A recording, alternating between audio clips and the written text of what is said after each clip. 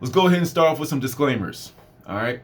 First off, if you are tired of talking about the Falcon Punch and everything surrounding it, why'd you even click onto this video? You saw what the title of this video was, so what are you doing?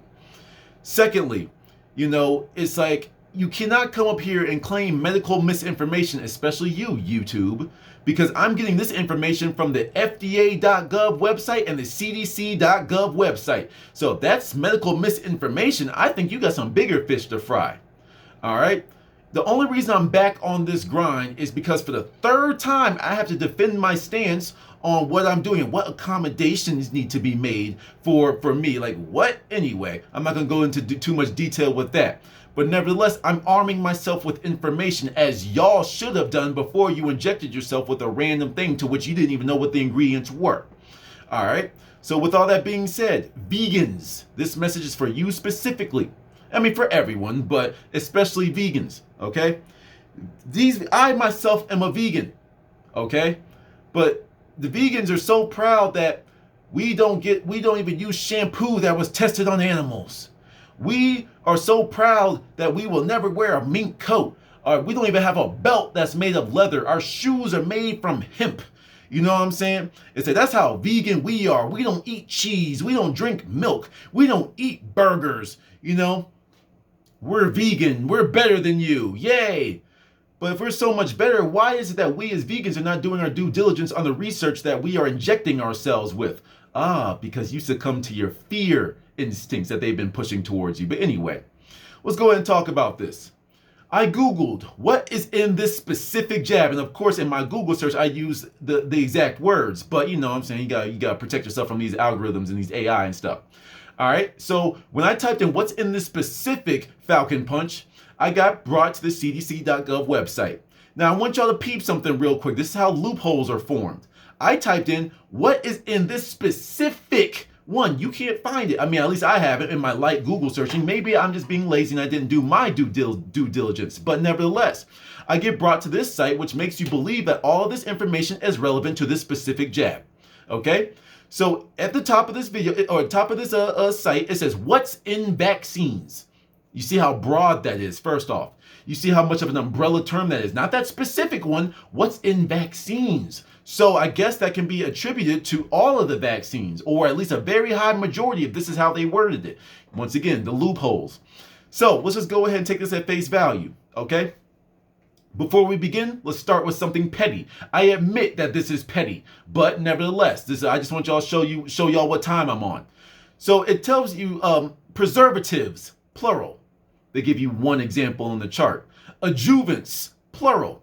They give you one example. They call it aluminum salts. I guess that's plural, whatever. Stabilizers, they give you a couple. Okay, and we'll talk about those because that's the funny stuff. Residual cell culture materials, one example. Residual inactivating ingredients, one example. Residual antibiotics, one example. Okay, that's just my petty side. I'm done being petty. Let's get into the actual information on this chart that's presented to you right here on the CDC.gov website, and the link will be in the description for both of my sources. Okay?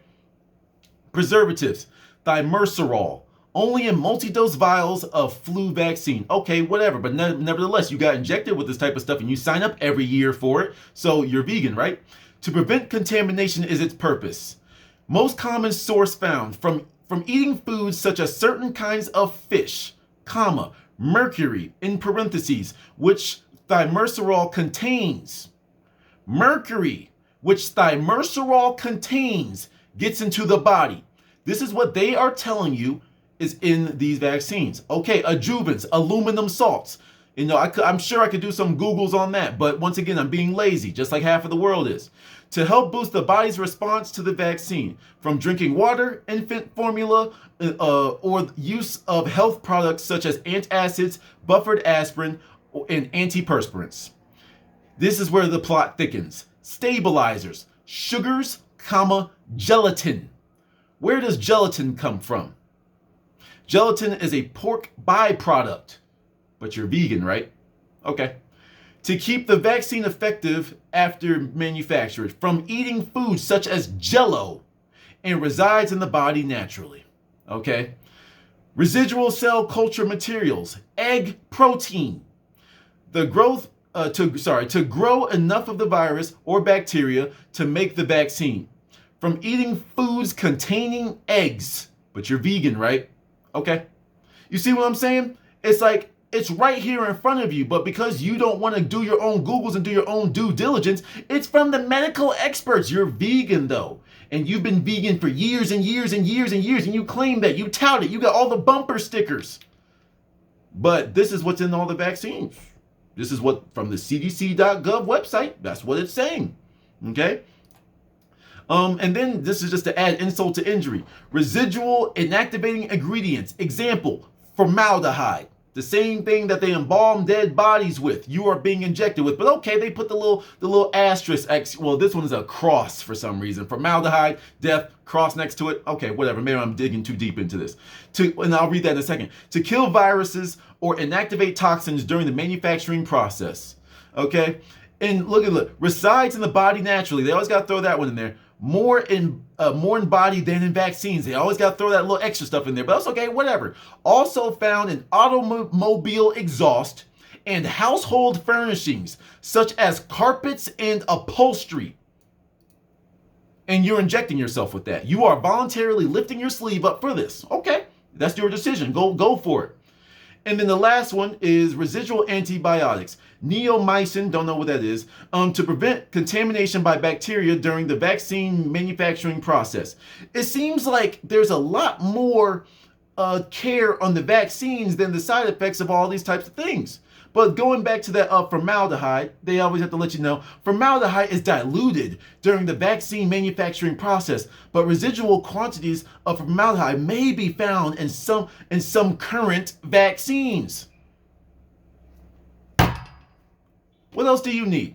So then it says learn more. So I click the link, says types of vaccine ingredients, and it's pretty much all the same. Common ingredients in US licensed vaccines from the FDA.gov website. Once again, these two sites will be linked in the description so you can read everything for yourself. Common questions, and I don't have to go through all of these. Why is aluminum in some vaccines? People are asking questions. Why are other adjuvants used in FDA-approved vaccines?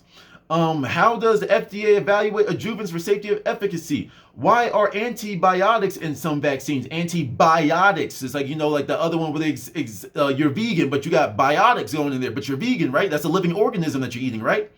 Just saying. Why is formaldehyde in some vaccines? Why are sugars, amino acids, and proteins added to some vaccines? Why are there preservatives? And y'all, if y'all seen my ingredients in the foods that we're eating, why are there preservatives in the vaccines? And here's the kicker. Why is fetal calf bovine serum in some vaccines? I want to go ahead and read this one because it's short and I'm lazy, just like half of the population. In the manufacture of viral vaccines, the virus may be grown in cells. These cells need a source of nutrition, which in some instances may be provided by fetal bovine serum. But you're vegan, right? You trust the FDA. You trust these medicines. And just to add insult to injury, the vegansociety.com. New research shows 62% of UK vegans have had 2 doses of the COVID-19 vaccine, with 25% stating they have received 1 dose and are waiting to receive the second. But you're vegan, right? To the next one.